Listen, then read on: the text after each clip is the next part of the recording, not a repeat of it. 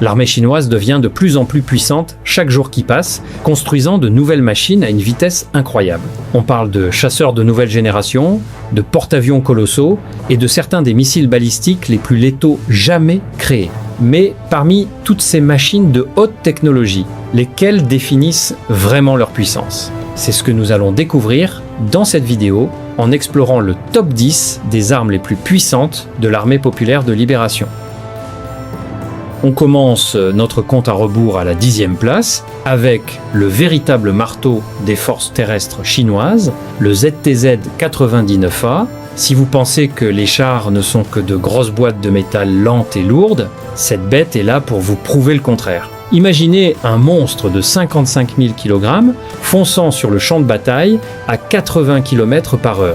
C'est plus rapide que certaines voitures dans une zone scolaire, mais ce char n'est pas seulement une question de vitesse, c'est une véritable forteresse roulante. Il est équipé d'un blindage composite avancé et de plaques réactives explosives qui peuvent pratiquement absorber la plupart des obus anti-chars comme si de rien n'était. Mais voici ce qui le distingue vraiment d'un char ordinaire. Il dispose d'un système de défense laser haute puissance. Oui, vous avez bien entendu, de vrais lasers. Ce système est conçu pour aveugler les optiques des chars ennemis ou même les pilotes d'hélicoptères à basse altitude. Imaginez être un tireur ennemi et voir soudainement votre viseur s'éteindre parce qu'un laser l'a touché, c'est tout droit sorti d'un film de science-fiction. Le canon principal est un monstre à âme lisse de 125 mm, capable de tirer des munitions spécialisées, pouvant percer presque n'importe quel blindage à une distance de 5 000 mètres.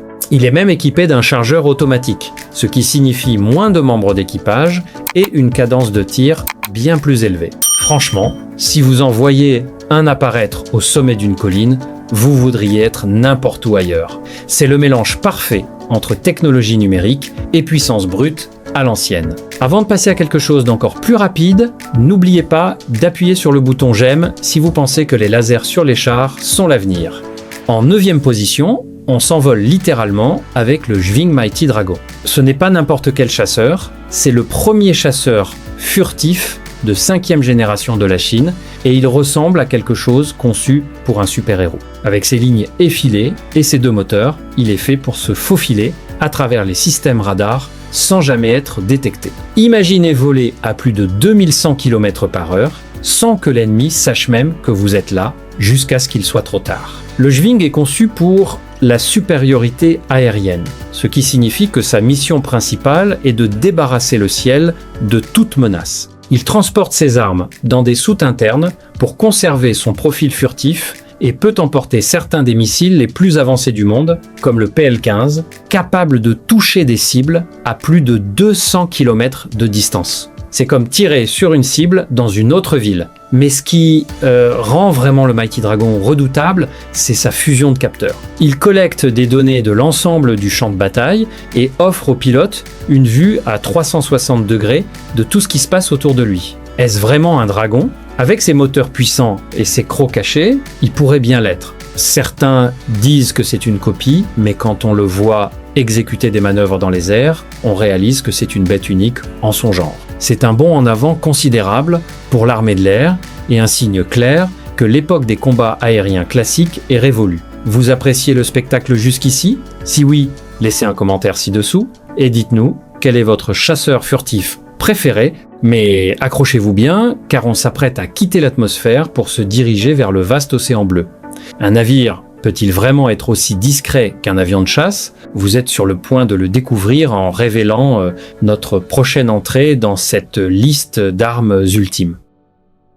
Au numéro 8, on plonge dans les profondeurs de l'océan pour faire connaissance avec le destroyer Type 055. Appeler ce bâtiment simplement un destroyer est un peu réducteur. Beaucoup d'experts le considèrent en réalité comme un croiseur, tellement il est massif et puissant. Imaginez un navire de 180 mètres de long, pesant plus de 12 millions de kilogrammes. C'est comme une ville flottante armée jusqu'aux dents. Ce qu'il y a de plus impressionnant dans le type 055, c'est son système de lancement vertical qui compte 112 cellules. Cela signifie qu'il peut transporter 112 missiles prêts à être tirés à tout moment. Qu'il s'agisse d'attaquer d'autres navires, de frapper des cibles à terre ou même d'abattre des satellites, ce navire peut tout faire. C'est en quelque sorte le garde du corps ultime pour toute une flotte. Il arbore également un design très épuré et furtif pour le rendre plus difficile à détecter par les radars ennemis parmi les vagues. Vous êtes-vous déjà demandé ce que ça fait de commander quelque chose d'aussi puissant ? Les systèmes radars de ce navire sont tellement sensibles qu'ils peuvent suivre des centaines de cibles simultanément à des centaines de kilomètres de distance. C'est comme avoir un œil géant au milieu de l'océan qui ne dort jamais. Le type 055 est un élément central de la façon dont la marine prévoit de projeter sa puissance loin de ses propres côtes. Il est grand, il est impressionnant et il est bourré des dernières technologies. Si vous trouvez ça passionnant, n'oubliez pas de vous abonner à la chaîne pour d'autres analyses militaires chaque jour. On a encore beaucoup à vous montrer et la prochaine entrée va porter les choses à un tout autre niveau.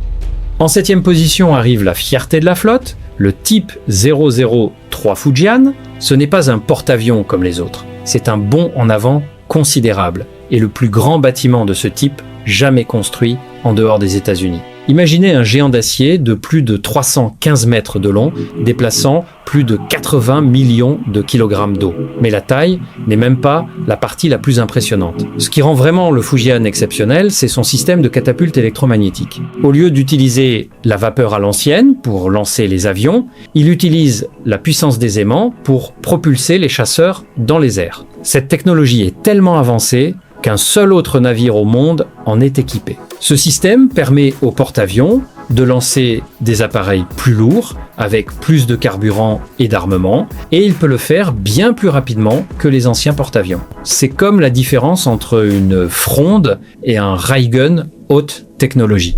Pouvez-vous imaginer la puissance brute nécessaire pour propulser un avion de 30 000 kg de zéro à 250 km/h en quelques secondes seulement ? C'est absolument époustouflant. Le Fujian est un signal clair que la marine est prête à opérer au large dans les profondeurs de l'océan, loin de la sécurité des côtes. Il peut embarquer une grande variété d'aéronefs, des chasseurs furtifs, comme le J-35, aux avions d'alerte avancés qui font office d'yeux de la flotte. Ce navire est fondamentalement un morceau de territoire souverain mobile, pouvant apparaître n'importe où dans le monde pour faire passer un message. Si vous êtes impressionné par les dimensions de ce porte-avions, n'hésitez pas à mettre un pouce en l'air à la vidéo. On est à la moitié de notre liste et les armes ne font que devenir plus rapides et plus dangereuses.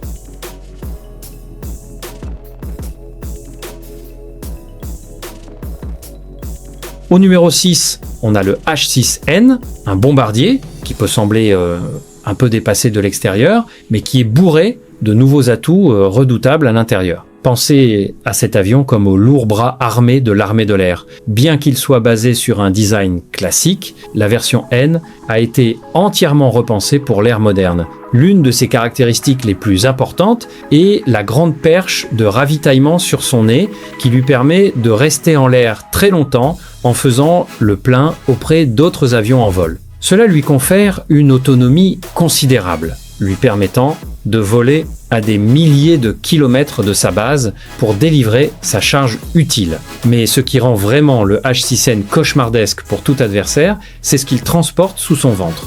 Il est conçu pour emporter un missile balistique air-sol de grande taille. Imaginez un missile tellement grand qu'il ne rentre même pas dans l'avion. Ce missile peut voler à des vitesses hypersoniques et frapper des cibles à des distances considérables, le rendant très difficile à intercepter pour n'importe quel système de défense. C'est comme avoir un fusil de sniper capable de tirer d'un bout à l'autre d'un pays. Pensez-vous qu'un bombardier comme celui-ci est encore pertinent à l'ère du furtif ? Beaucoup d'experts répondent oui. car il peut lancer ses armes dévastatrices depuis bien au-delà de la portée des chasseurs ennemis. C'est un élément clé de la force stratégique, servant de plateforme volante pour certains des missiles les plus avancés du monde. Cet avion est un exemple parfait de comment prendre un design éprouvé et lui donner une mise à jour majeure pour le 21e siècle.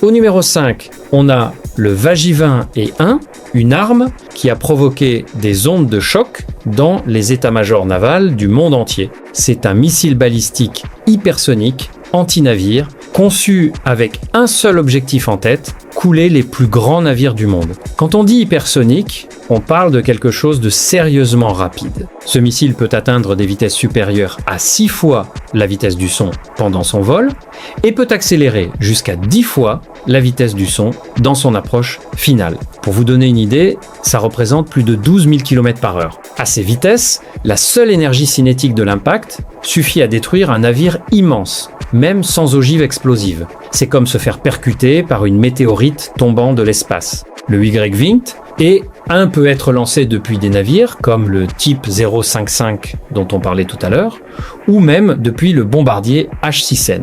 Cette flexibilité en fait une menace terrifiante car il peut venir de presque n'importe où. Comment se défendre contre quelque chose qui se déplace aussi vite? Les systèmes de défense actuels sont conçus pour arrêter des cibles bien plus lentes, donc le Y-Wing T1 est un véritable casse-tête pour les planificateurs navals. Il peut frapper des cibles à plus de 1500 km de distance, ce qui signifie qu'il peut frapper bien avant qu'une flotte ennemie ne s'approche des côtes. Ce missile est un pilier de la stratégie visant à tenir les marines rivales éloignées des eaux sensibles. Il est élancé, il est mortel et il représente le nec plus ultra de la technologie missilière moderne. Pensez-vous qu'un navire puisse vraiment survivre à un tel impact? Dites-le nous dans les commentaires ci-dessous.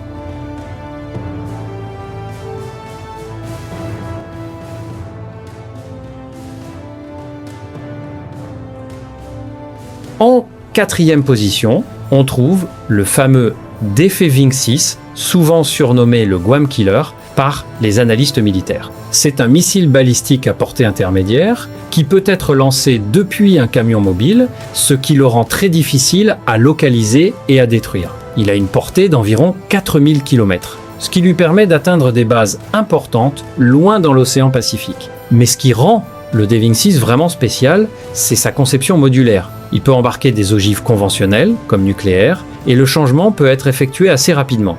Cela crée une incertitude considérable pour un adversaire, car il ne sait jamais exactement quel type de missile lui arrive dessus. C'est comme une partie de poker à enjeu élevé, où un joueur a un as dans sa manche, mais refuse de le montrer. Le Defense 6 est également capable de frapper des cibles mobiles en mer, ce qui représente une menace supplémentaire pour les porte-avions. Imaginez un missile parcourant des milliers de kilomètres et parvenant quand même à trouver et frapper un navire en mouvement au milieu de l'océan. Il utilise des systèmes de guidage avancés et peut effectuer des manœuvres dans sa phase finale pour esquiver les intercepteurs. Ce missile est un pilier de la force de dissuasion terrestre et garantit que tout conflit potentiel serait très coûteux pour qui voudrait s'y aventurer. C'est un maître de la polyvalence et une vraie puissance dans l'arsenal missilier. N'oubliez pas d'appuyer sur j'aime si cette technologie vous impressionne. On entre maintenant dans le top 3 et c'est là que les choses deviennent vraiment futuristes. Avez-vous déjà entendu parler d'un missile capable de planer dans l'atmosphère comme un surfeur sur une vague de feu? Eh bien, c'est exactement ce qui vous attend au numéro 3. Au numéro 3, on a le DFDX-7, qui est sans doute l'une des armes les plus futuristes du monde aujourd'hui. C'est pas votre missile balistique classique. S'il commence son voyage sur une fusée, sa partie supérieure est un planeur hypersonique. Au lieu de suivre une trajectoire prévisible dans l'espace, il rentre dans l'atmosphère et plane à des vitesses incroyables, dépassant les 12 000 km/h. Mais voilà le truc dingue, il peut manœuvrer et changer de direction pendant qu'il plane. Cela le rend presque impossible à anticiper pour les systèmes de défense antimissiles traditionnels qui ne savent ni où il va, ni comment l'arrêter. C'est comme essayer d'attraper un athlète de haut niveau qui change constamment de trajectoire à la dernière seconde. Le DEFEDIC 7 est spécifiquement conçu pour pénétrer les systèmes de boucliers les plus avancés qui existent. Parce qu'il vole à une altitude plus basse que les missiles traditionnels, il peut rester caché sous la couverture radar bien plus longtemps. Au moment où il est repéré, il va tellement vite et est si proche de la cible qu'il n'y a presque plus le temps de réagir. Pouvez-vous imaginer la pression que l'on ressent quand on est dans le viseur d'un tel engin? C'est un véritable changement de paradigme dans la guerre moderne et ça montre jusqu'où la technologie hypersonique a progressé. Le DEF-17 est un signe clair que les anciennes règles d'engagement sont en train d'être réécrites. Il est silencieux, rapide et incroyablement difficile à intercepter. On arrive aux 2 dernières entrées de notre liste et on replonge sous les vagues pour une arme qui reste tapie dans l'obscurité pendant des mois entiers.